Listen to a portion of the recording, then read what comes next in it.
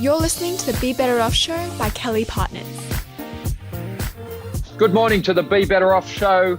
It's really great to have another fantastic Australian with us this morning, Will Edwards, who's the founder of Archie Distillery.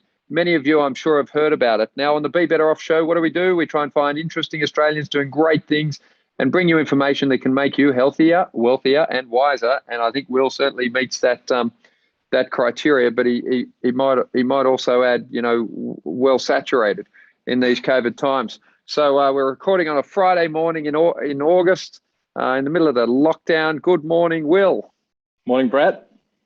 Mate, thanks for joining us. I'd love to start at the beginning because the beginning is always a good place to start. Where were you born, brothers and sisters? And what did you do through your schooling? Did you go to university? And then how did you progress through your career and get into Archie Rose? Okay. So born in Sydney and always lived in Sydney. Dad's family's from out near Orange, central western New South Wales. Mum's family grew up in a bunch of places actually, but I suppose sort of settled in Sydney for most of their life. I've got a brother and a sister, both younger, and both awesome. I mean, we've got a great relationship, which is super lucky because, all families are different, but we get on really, really well. We're very close. And yeah, went to school in Sydney. And I think one of the common themes, there's a few things I could talk about, but one of the common themes going through school and then into uni and, beyond that for a little while is I didn't really have any idea what I wanted to do, So I did all right in school, good enough, I guess. And then finished, didn't know what I wanted to do, decided to go to uni and do a commerce degree because, I was vaguely interested in business, and that's a nice general degree to give you some options when you don't know what you want to do. Yeah. Did that and, finished, I just turned 21, I think, and finished that and didn't really want to get a proper job. While I was at uni, I'd work in my uncle's jewelry store, doing some retail, work as a laborer, help my dad out. He has his own business. And, didn't really feel like getting a real job yet. And so I did a Master in Management. So again, very general degree, didn't know what I wanted to do. And off the back of that, I, sort of fell into a job at Deloitte in their consulting team because one of the components of the Masters at Sydney Uni was an innovation challenge, I guess, run by Deloitte. And the group that I was in ended up winning that challenge. And I think maybe 3 of the 4 of us ended up working at Deloitte. So again, didn't really have to make any conscious decisions about I just sort of took that next step, which is still a really fortunate path. But, I ended up at Deloitte in their consulting team, really enjoyed it, like genuinely enjoyed it. But I found the work super interesting. And you're a graduate, right? You don't know anything and you can't get any access to anyone yourself. Whereas you work for a company like that in their consulting team and all of a sudden you're being thrown into businesses at like a middle to upper management level. And the people you get to meet and the exposure you get to those businesses is incredible. So I really enjoyed it. But for me, I found the work pretty intangible. Which is probably looking back, me just being a little bit naive, but, there's a lot of PowerPoint, there's a lot of Excel, there's a lot of, solving problems that you can't really touch. And the other thing too, which is legitimate, is you rarely get to see the outcome of your work directly. So, you're in there, they're paying for you to fix some problem, usually, hopefully, and then you provide the solution and 9 times out of 10, they can run the execution. And then it's just see you later. You're gone. Exactly. Yeah. And for me, I sort of wanted to see how it went, and I guess I wanted to see the outcome of the work we were doing. And I think then if we cut across a little bit at the same time, well, not at the same time, because this goes back a long way, but I've always been into, cooking and making things. And I think a lot of this is driven from family and particularly my mum. She'd make cheese and we'd go to salami making classes and we'd try and make bread. And, we had chickens in the backyard at one point and all these sorts of things. And so I liked that. And then at the same time, I had this increasing interest in spirits, which I think was a natural progression. Alcoholic spirits. Yeah, correct. As opposed to evil spirits. Yeah, evil spirits, I'd take them or leave them, but alcoholic spirits. And I think that was and where did that come from? Were you spending a lot of time in bars, or was it just something that you saw? I think it was, that yeah, as I said, sort of that natural progression from, when I was younger, I was, interested in cooking and, making bread and going to salami making courses and all that sort of stuff. And then as you get a bit older and, you start drinking, going out, doing that sort of thing, then I was interested in, beer and brewing beer and making cider, and I'd do all of that stuff. And that then progressed into having little casks. I've got a couple on my desk, but little casks at home that I'd mature spirits in. So I'd go to Dan Murphy's when they had a special on and buy 5 liters of Bacardi and throw it into a cask and see what happens. And then started getting more into the actual way that was made. So, the sort of chemistry aspects and some of the engineering that goes into the equipment. Not that I had any background in either of those things. And the progression from there was I'm looking around Sydney and seeing all these amazing craft breweries start to pop up and have some real success and get some traction. And people are really into them, right? Like they really, really care about where the beer is coming from, how it's made, and they're willing to pay a premium to both support those businesses, but also get involved in that local industry. And I'm just thinking, why are there no spirits? Like, where are the distilleries? We've got a history in distillation. So it's not as though it's, it's completely new and unheard of. And the brewers are doing super well. And we've got a great cocktail and bar scene. I couldn't understand why there wasn't anyone making spirits. But I mean, the years we're talking here is me being like 18, 19, 20, 21, 22. Because I left Deloitte to start the distillery when I was 23. So, I was pretty young and then making that commitment to go, well, can this actually be a proper commercial thing that I could do? Took a little while. But then once you leave Deloitte. So talk us through that. You have this idea. What were the steps between having the idea, giving up your job and starting the business, and how long, what went through your mind, but how long did that take? So the idea started to form and I think for me, it was hard to see how it could be a reality when there were no distilleries in any urban centre in Australia, and in the whole country there were about maybe 10. But it wouldn't go away. And when I think just part of my personality is I can get fixated on stuff. And if I've got an idea like that and it won't go away, it needs to be resolved. It needs to be resolved, right? Otherwise, I can't just live with that. And so what happened was I went to New York just on holidays with my girlfriend at the time, who's now my wife. And we visited in Brooklyn a couple of distilleries, one of which was the first to set up in New York City, I guess, since Prohibition, called Kings County. And seeing that site was the first time I'd seen in real life an urban distillery that aligned to the picture I had in my head of what one would look like. And it was coming back from that trip where I went, okay, I've got to figure this one out, right? I've got to understand why there aren't any distilleries in Sydney and why there aren't any distilleries in any urban centre in Australia. Because from my perspective, I wasn't some genius that had come up with some idea that no one had, right? There's got to be a reason why they're not here. And I just don't know what that is. So once I know what that is, I can put the idea to bed. As I said, I can resolve that. So did the innovation training at uni, the consulting training professionally, did you go straight to PowerPoint and Excel to work this out, or a few consulting models? How did you think that through?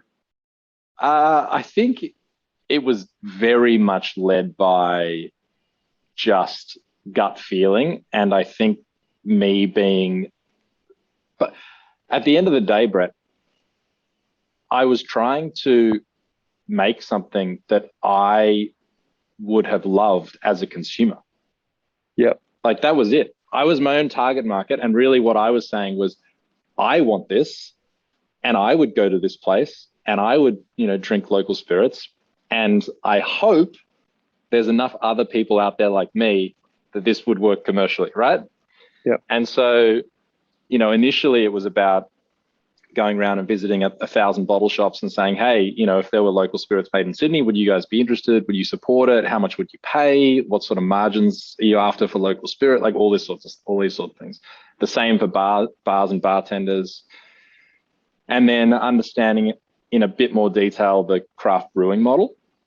Yeah. But also just understanding the regulations and the legislative environment, because so much of it, like when we applied for submitted our DA to City of Sydney, there was no one alive at council who had ever seen a distillery application, right?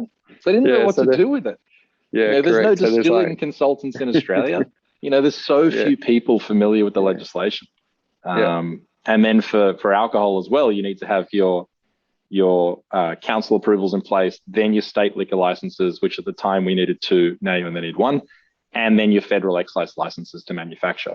So it was about understanding and confirming that the regulatory and legislative environment allowed you to do this, and then also trying to confirm that there was a genuine interest in, from consumers, that if we did this, people would come. So is this pre-giving up your job, or you've resigned and then you've gone to investigate, or you're doing this at night? How are you fitting all this in?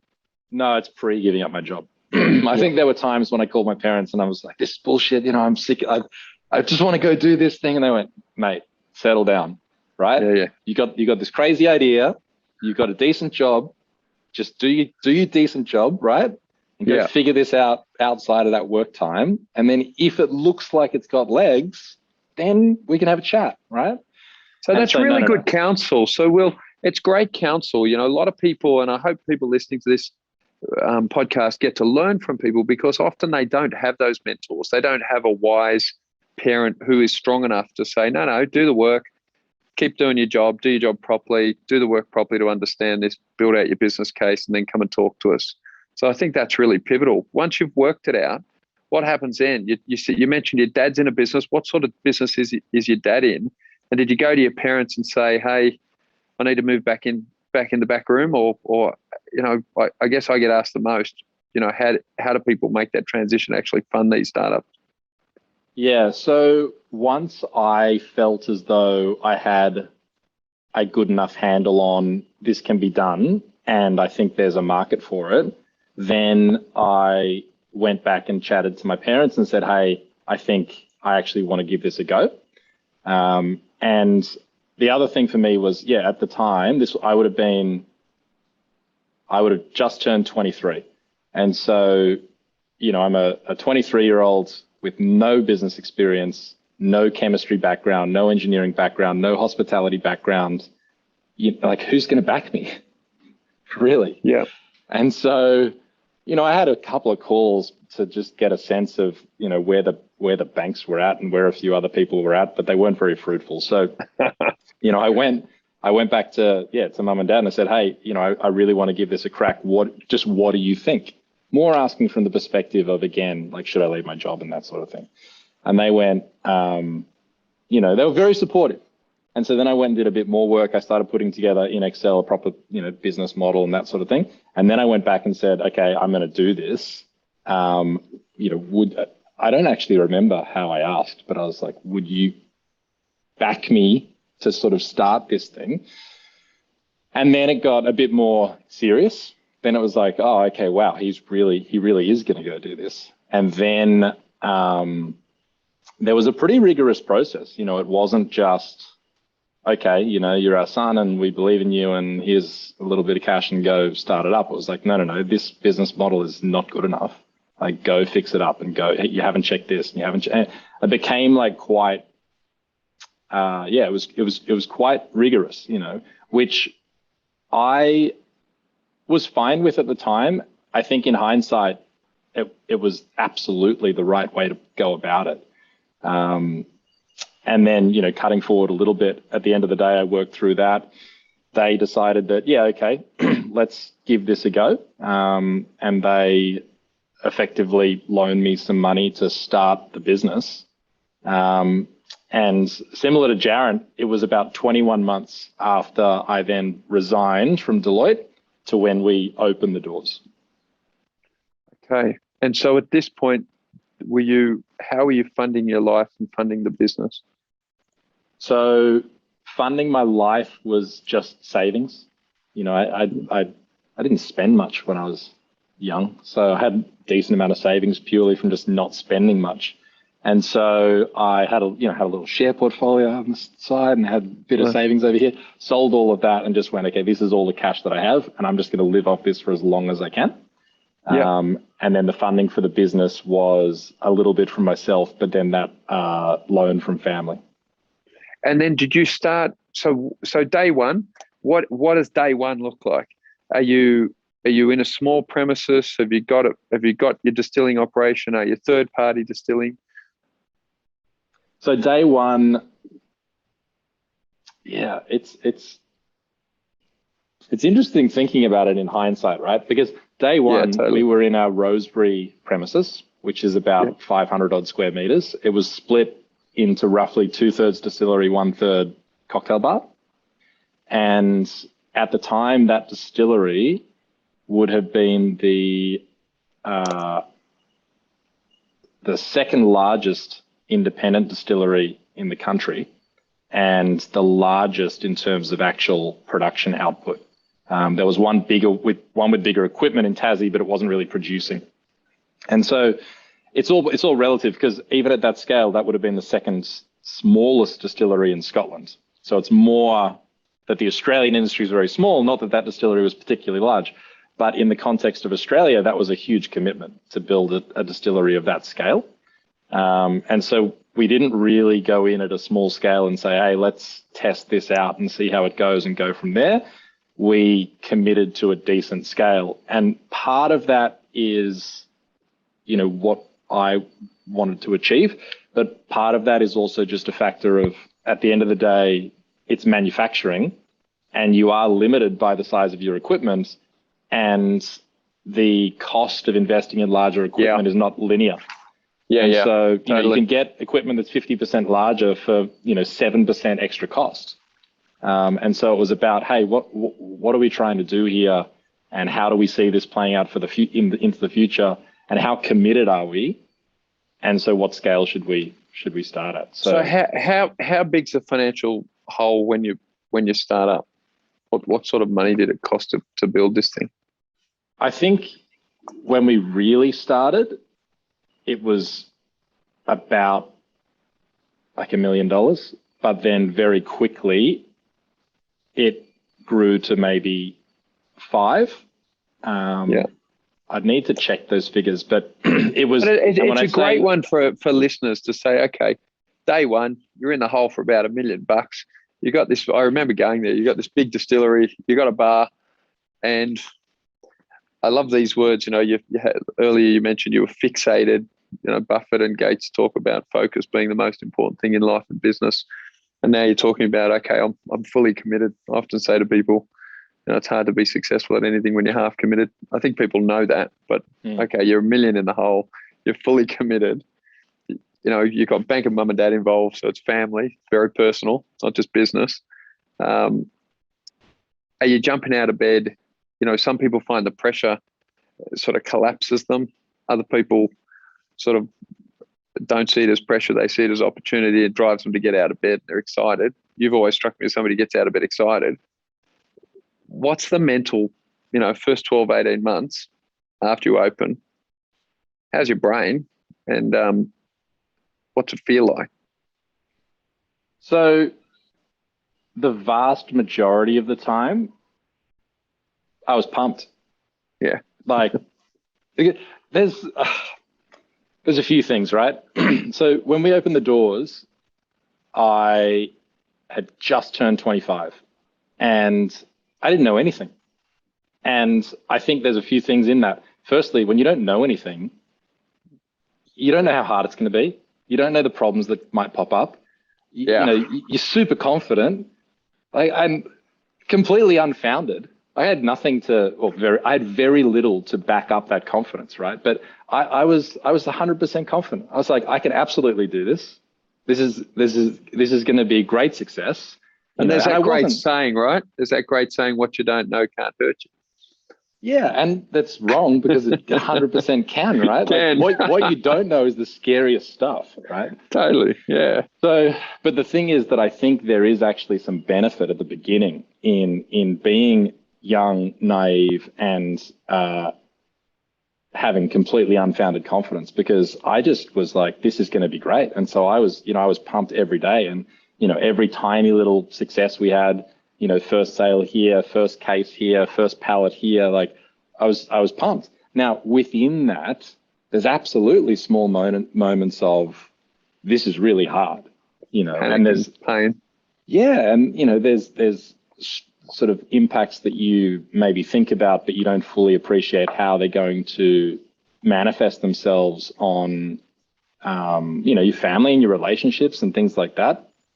But look, so how much are you working in this first 12 months? What sort of hours are you working? I remember, I always specifically asked Jaron, he was like, we're working 7 days a week, 16 hours a day. How hard and for how long did you, in terms of pure hours, were you putting into the business? So I would say the 9 months before we opened and the first maybe 2.5 years after we opened, I'd do 6 days every week, 7 days probably every second week, and maybe some quick maths, probably like 85 to 100 hours a week. Yeah. Now that girlfriend you took to New York, what was her name? Camilla. And then you married Camilla? Yeah.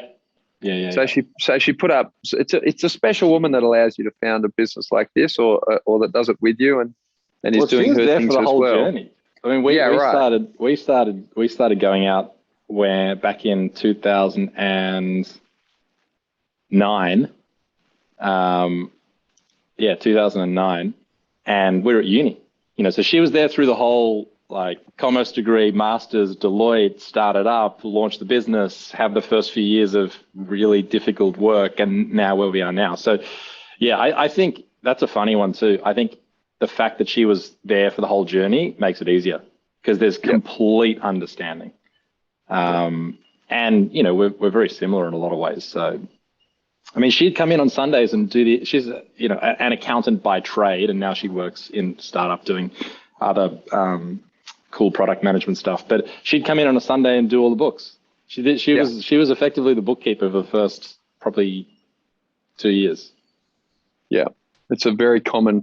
These businesses are always built by the two people in a partnership, much more than people realize, in my experience.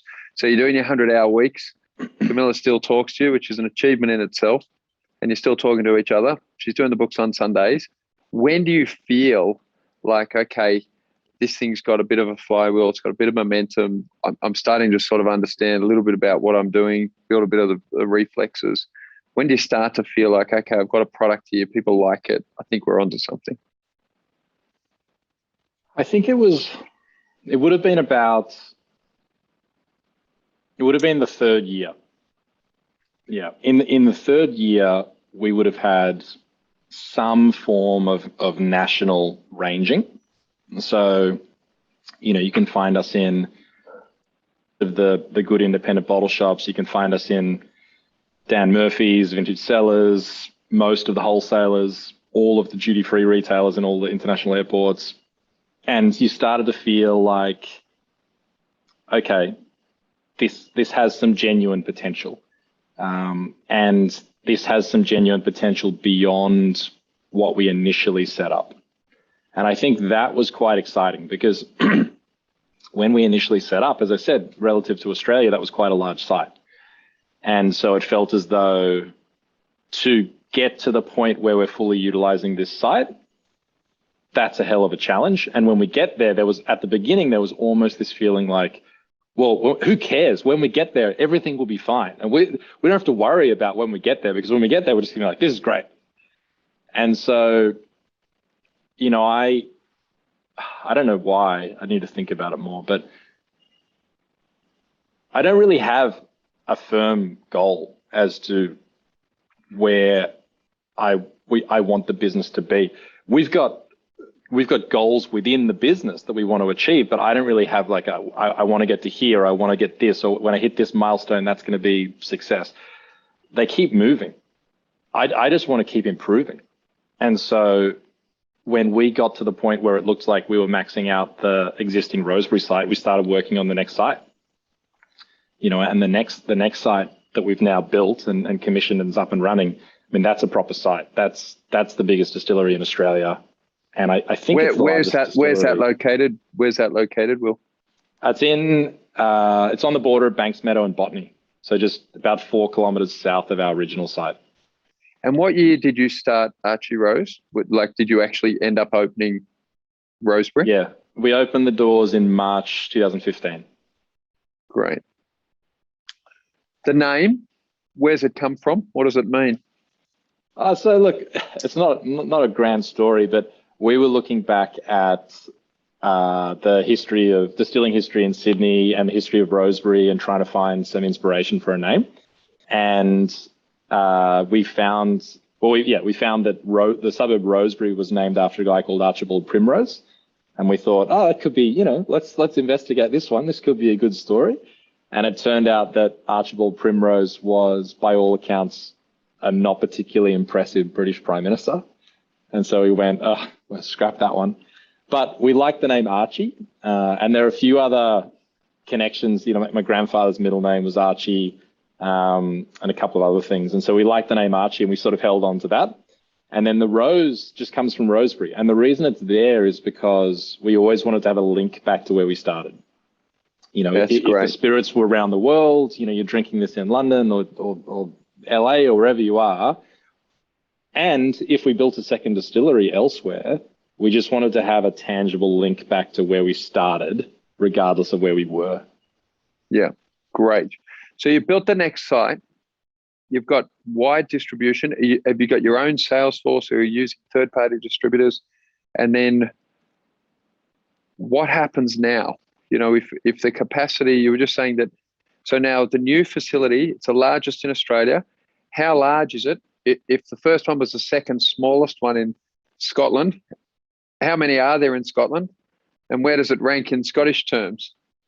That's a tough question. Because I love whiskies. I love Scotland. And so many of them have actually beautiful locations and fantastic places to visit.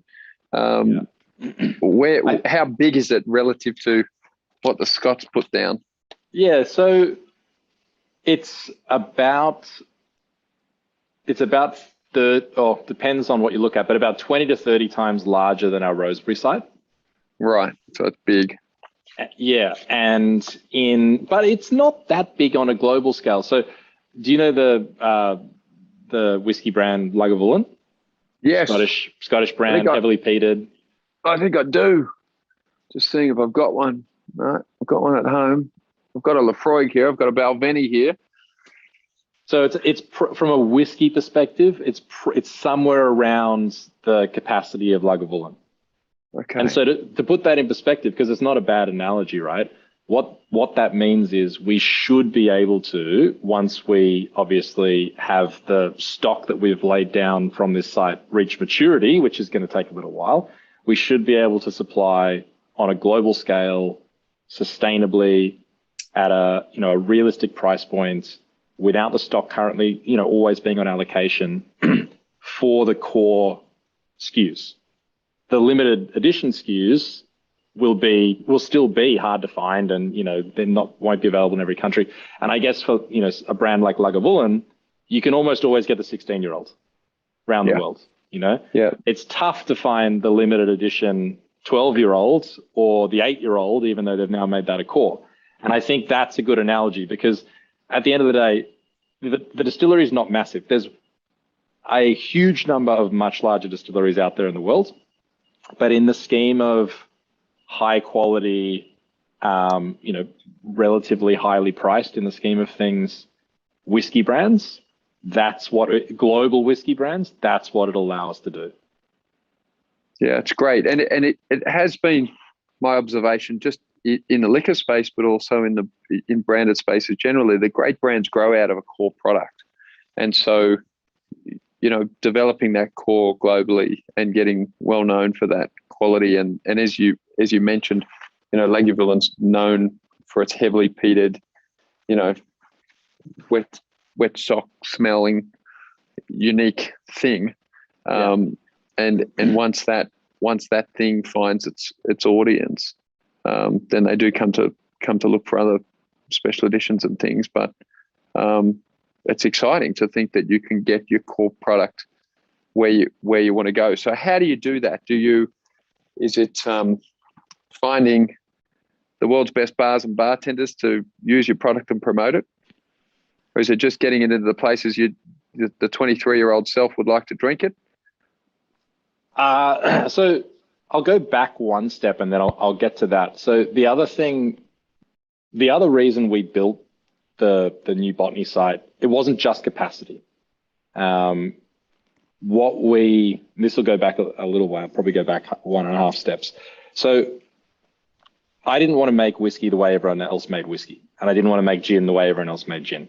It didn't make sense to me, right? Why do something that other people are already doing really well? Yeah. And so when we started distilling at Rosebery, we started for the first 6 months in a super traditional way. So if we just take whiskey as an example, we used, a pale malt, a distiller's malt, 2 very common types of yeast, and a very standard cask type.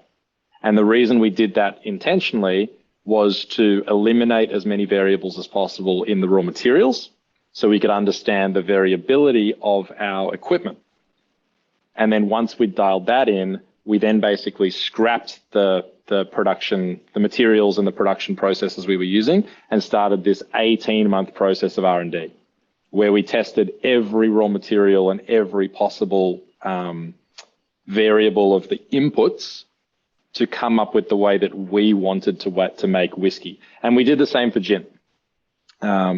What that led us to is a really unusual space, whereby for our single malt whiskey, we actually use 6 malts, which I know sounds a bit counterintuitive, but single malts in a nutshell basically means that it's made from the one distillery and it's made from nothing but malted barley. So we use 6 different types of malted barley in our single malt whiskey, which is very unusual. Most single malt whiskey is made from 1 type of malt, maybe 2. We also use heavily roasted malts, so right up to a dark roast chocolate malt, which is what brewers would use to make a dark beer. Dark beer, yep. And so the flavor you get from that is incredibly intense, but the yield is terrible. So a high yielding distiller's malt might get you 300 or 400, or probably 400 pure liters of alcohol per ton. A heavily roasted chocolate malt might get you 30. And so where I'm going with this is innovation, R&D, challenging the accepted norms in distilling was one of the things we were focused on from day one. And we got to the point at Rosebery where firstly we were running out of capacity, but also the equipment setup we had there was holding back our R&D. And so in building the Botany site, what we also did was go down this and it turned into a very deep rabbit hole of innovation in equipment. And to give you a couple of examples, I'll actually flip to gin here, but the botanical still setup we have at Banks Meadow is hybrid copper vacuum stills. So what that means is they're copper stills that are a pot, but then also with a column on the side, which gives you a lot of flexibility. But the most interesting thing is we actually draw a vacuum within the still, which lowers the boiling point of everything and allows you to distill at almost room temperature, as opposed to much higher temperatures, 70, 80, 90, 100 plus degrees. And in doing that, you take away all of the detrimental impacts of heat. Yep. And the easiest way to think about this is like a fresh apple versus stewed apple, right? Yeah. You cut a fresh apple, it's crisp, all the it's nutrients fresh, out. Yep. Exactly, yeah. And so we can now cold distill botanicals at the new site. And so I'll actually finally come back to your question here. So we've always done a low-end distribution, which is a completely different conversation. It's quite unusual in its own right. Yeah. And we're now just starting to look to international markets because we didn't want to go overseas prematurely with just white spirits while we waited for our dark spirits to mature. We wanted them to reach maturity so we could go overseas with the whole portfolio. And for us, one of the main messages as we're doing that is around A, the innovation, but B, how's the best way to describe it? The consideration that's been given to that innovation and production in light of the Australian environment that we produce in. And what I mean by that is raw materials. So we try and we're on this, well, it's been a 6-year journey. We're on this journey to source all of our malted barley and rye from within New South Wales, which when we started, we could get maybe one. And now we can get all bar 2.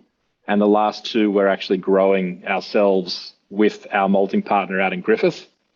And so for us, going overseas, it's about trying to bring that message of innovation, but also a real consideration for the fact that this is made in Australia and these products are both representative of Australia, but also suitable to production in Australia. It doesn't make sense to use a imported type of barley that I think it's critical. Grown I think and when you think about building out your brand, when you pick up a high quality bottle of Scottish whiskey, people who appreciate that feel that they are drinking a part of Scotland. And so to make sure your product is Australian, based in New South Wales, where you are, made here in an innovative and sustainable way, then that's really the thing you're exporting, which I think is really great. And I'm so glad you took us back to that. Now, remember when I think we were having lunch and you mentioned, I'd love you to share the story about the process that you've patented through this R&D and the controversy that caused. And to share with our audience some context is that, if you're a young person that as Will's mentioned himself here, didn't know anything, probably knew a bit. You've worked that out now in our audience. But there's always, the incumbents versus the insurgent. Here comes the insurgent. He's doing R&D. He's this guy that doesn't know anything. I can just imagine the reception you received. Tell us about that. Yeah, so the whiskey making process that we use now is something that we had been working on since late 2015. At that point, when I mentioned that we stopped the traditional maturation after we had identified all the variability in our equipment and we started the R&D from scratch. We've been working on this since literally then, the beginning. And what it was a combination of A, using multiple types of malted barley in the mash bill, B, using roasted malts as well as unroasted malts, roasted malts being very unusual, unroasted being more traditional, and C, processing each variety of malts separately from the very beginning to the very end. And to just give that a little bit of context, so typically you'd use one type of malts, maybe 2. We use many. Typically you'd only use unroasted or maybe lightly kilned malts. We use heavily roasted. And typically you blend all those malts together at the very beginning, mill them, mash them, ferment them, distill them, mature them as one coherent liquid. What we do is we do everything individually. So one malt will get milled, brewed, fermented, distilled, matured separately, then the next one, then the next one, then the next one, then the next one, then the next one. And to make it even more complex, we will process each of them differently. So we might use a different yeast type for each malt type. We'll use a different cask type for each malt type. We'll use different distillation and brewing parameters for each malt type. And the fundamental reason why we do this is because it doesn't make sense to treat each malt the same. They're not the same. Yeah. Yeah. The moisture content, the hardness, the size of the grain, they're all different. So if you try and process them all together, effectively what you've got to do is hit the best average level for all your parameters and materials rather than maximize. Sort of suits them all, instead of optimizing all those levels for each one, right? So that's the concept, which I know sounds fairly simple when you lay it out like that, but it's extremely difficult to actually do in practice. And so we spend... And at scale. Yeah, correct. Correct. Without having a whiskey that ends up costing $1,000. Yeah. Because you sort of can hack it through, but you'll end up with yields that are so low that your product is going to be really expensive. Yeah. So we've been working on that, and this is a good example of where it wasn't until we got to the Botany site that we were able to actually do this commercially, because our equipment at Rosebery wouldn't allow us to do this properly and come up with a product that was reasonably priced. That was a good example of the constraints we were up against at Rosebery with our gear. So we built the Botany site with different equipment to enable this process. And then specifically what you're referring to is the patents, which was very interesting. So I had no experience with patents. I knew a bit about trademarks, and we've obviously got things trademarked, but I didn't know anything about patents. And so I called up our IP solicitors who do our trademarks, and I went, how do patents work? We're doing something that we think is pretty unique. We don't know anyone else doing it. Like, how does this work, right? Because we've spent 6 years doing this thing. It's going to be the fundamental unique process that underpins our entire whiskey production. And the other thing which is really important to note is one of our core values, I guess, is transparency and education. And so we share every aspect of how we produce our spirits. In fact, you can go to our website, and there's actually one of the menu headers is spirit data. And you can have a bottle in your hands and select from a drop down the product you're holding and type in your batch number, and you can see all the production notes of the specific bottle that you're holding in your hand. So full transparency. What our IP solicitor said was, hey, you can just not tell people about this. I think the technical term is like a trade secret, right? Yeah, trade secret. You can just not tell people. And it's often the best protection, right? Yeah. So just don't tell people. And that's what they said to me. I said, if you really want to protect it, just don't tell people. Because firstly, who the hell's going to figure this out? It sounds pretty complex. It's going to take years, et cetera, right? And they said, if you apply for a patent, it's expensive. It takes ages. And at the end of the day, Will, all your innovation is disclosed. And so all people need to do is change one aspect of it, and then they can go ahead and do it. And so their initial advice was just don't tell people. But from our perspective, that didn't align to our values as a business, and the fact that we're fully transparent with our processes. We want to share how we do things, and we genuinely want to encourage innovation within the industry. And so we decided to go down the patent route, which, as I said, much more time consuming, much more complex, much more expensive. But one of the primary reasons we wanted to do it was to enable us to tell everyone about this process that we were embarking on, right? And one of the indirect things that we were actually hoping this would achieve would be a better understanding of roasted malts in distilling, and a better understanding of how you can change the individual parameters for each malt to achieve a better outcome. Hoping that within the Australian industry, this might inspire some other people to go down a similar path. Now, obviously not the exact same path, which in my opinion... No, but it had been like either single malt or blend in whiskey forever, and not a lot of innovation around the actual process. There's a great, I think it's on Netflix for our audience, called The Whiskey Trail, and it shows the development of the whiskey industry really well. It's a great sort of documentary, and shows how the Irish led with their tech, and then the Scottish came up with theirs, the history of taxation, how brands were built, who got a license from the government, etc. So interesting. And so there's always these sort of incumbents who have their own views. And so it makes sense to share this innovation if essentially you want to encourage craft brewing. Yeah, and look, that is honestly where it came from our perspective. But the way that, and it still is a minority, but the way that it was perceived by a minority of the Australian industry was that we were actually trying to do the opposite. We were actually trying to stifle innovation by trying to protect an aspect of production, right? And, I've had now a number of conversations because there was also just a lot of misunderstanding around how patents work. People thought that it was very broad. We were trying to protect, the making blended whiskey, which is obviously going forever. And so I had all these conversations to say, no, it's actually really, really, really specific.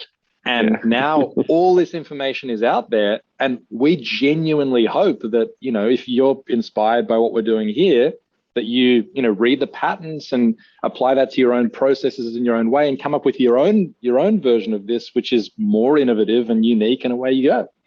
But it was a learning experience for me because, we went into this again, probably a bit naively, thinking, hey, this is something we've been working on for ages and we want to be able to tell people. And so this seems to be the way to allow us to tell people, and it'll be great because then other people will be able to learn from it. And, we probably should have applied a slightly more, commercial, maybe slightly cynical lens that maybe some people won't like this. And I think one of the points that I've taken out of it is that, you do need to assess these things through a broader lens, rather than just the, super positive. This is going to be great for us and for the industry, and everyone's gonna be excited about this new innovation. And but it is difficult. Like when you're doing things, but I think the history in business and society generally is if you're doing things slightly differently, notwithstanding your intentions, people often project their own motivations on others. And so here's the guy who started knowing nothing, coming up with a way to do things, trying to make things better. And that's it's like the fat guy who gets fit. His fat mate gets challenged by the fact that he wants to get fit. And, he's not telling the other guy he needs to get fit. He's just trying to move himself forward. So it's a great story. Where do you mentioned that you don't have a particular plan in mind, but you have objectives in the business. How do you plan in the business? Are you planning quarterly, 5-year? Have you got a BHAG? Have you got a long-term vision? Core values? What is a way in terms of sort of intellectual organizing principles that you think about the business? So we have a pretty strong core set of values that we apply to everything that we do, which to a degree assists us in planning. But I would say more importantly, on a day-to-day and a week-to-week and a month-to-month basis, allows us to challenge our planned actions and make sure they're in line with who we are and what we do and why we do things. And so for us, I would say that at a fundamental level, what we're trying to do, and this is what's guiding the next, 3 to 5 years, which is about the shortest timescale you can think about planning, particularly when it comes to whiskey. Absolutely. Like it's a long-term industry. Yeah, correct. I mean, that in Australia, that's at most 1 generation of whiskey. That's one distillate to release the mature product at most. And so for us, it's about fulfilling that goal of ours of becoming a proper global brand. But in doing that, taking that message of modern Australian spirits that are truly reflective of the place that they were produced to the world. Because I think Australia is on the cusp of really being recognized as an incredibly innovative, but incredibly high quality producer of spirits. And I think in whiskey, the primary thing holding that back is lack of supply. The spirit that we're producing is excellent. I mean, Sullivan's Cove has won world's best single malt twice. We won World's Best Rye Whiskey last year. There's a number of other, really successful gins and whiskeys in particular around the country. The quality's there. There's just not the supply to be able to get it out to the world. So for us, it's about, spreading that message and then really just increasing the understanding of Australian whiskey. Because we're in one of these countries where we're so lucky, right? We've got access to, if you think broad than just whiskey for a second, almost every material you need. If you want to make rum, we grow sugar. If you want to make whiskey, barley, wheat, bit of corn, rye, we grow it all. Oh, but also, so every food stuff, every mineral, basically anything you want to dig out of the ground, bring out of the sky, plenty of water, great range of climates from Tasmania to the north of Australia. It's an incredible environment from which to produce virtually anything, but we don't have that focus. If you take it a little further too, we also have this real cultural legacy of challenging norms and pursuing innovation. And you can see that across a number of industries. Yeah, and I think, it's an interesting one. We had a former prime minister who tried to lead an innovation revolution, but I think he failed because he used the word innovation. If he'd used the word, challenging norms, not accepting the status quo, or other more traditionally Australian aggressively challenging terminology, he might have been more successful in selling the message, because Australians, have traditionally been a hardy, challenging, mindseted type of people that like to make things better. And so you guys are leading in your field in that way, which is absolutely fantastic. Now, when I get to the end of the time that we've got with people, which is never the end of the story that they can share, we might come back for part two. I always like to ask people, Will, is there a motto or a quote or thought or an idea that's really influenced you, your life, or your business? I think, there's one that I think about personally a lot, which doesn't come across that well when I say it. And then there's another which I say a lot within the business. And I mean, the first one for me, which doesn't sound that great when you say it, is I just always want to get better all the time. The real thing that drives me in the absolute broadest sense across all aspects of my life is I just want to improve. I just want to be better than I was. And it's not necessarily yesterday, because it's not every day you're better, right? But I want to be better than I was last month and last year and 2 years ago, and that is, in the business, it's how I interact with people. It's, with my wife and our little daughter, with my family. I just want to constantly be trying to improve. And I won't go into too much detail because I appreciate the time, but one of the nice things about that is that it means that even when things happen that aren't great, it's all part of the journey to improve. Yeah. And it takes the edge off the bad stuff, because the bad stuff is not bad. The bad stuff is just feedback. Correct. And the reason I say I don't think it comes across well is it's a little bit cliched and, it sounds a bit simplistic, but it actually works. It really, at least for me, it really works. And I get a big kick out of, another thing that's related to this is I quite like data. And so, I got Strava and, I got a running watch, and I like the visualization, right? So I like to see the improvement at the same time. Me too. Yeah. And so that's the thing that sort of drives, exactly. That's the thing that drives me. I think the other thing that I say a lot is, and I say this a lot to our team, is I always want us as a team, and just a quick interruption here. A lot of the stuff I've been saying today, it's not me. A lot of the stuff I've been saying today is so far beyond me. It's the team. All the stuff about innovation, I can't drive that. That's the production team, right? But back to this. So what I try and say is, if we're looking at what to do next, or if we're looking to how to solve a problem, just come up with the optimal solution, right? Ignoring all possible constraints. Don't apply the constraints at the start. When we're trying to come up with what we should do next, or how we should fix this, or how we should make this better, or what would be the greatest product ever, just do it in a bubble of zero constraints. Unlimited money, totally. unlimited time, unlimited people, unlimited equipment, like whatever you need. Yeah, it always shits me when people talk budget. Right? Yeah, So don't budget. start applying the constraints until you've got the optimal solution.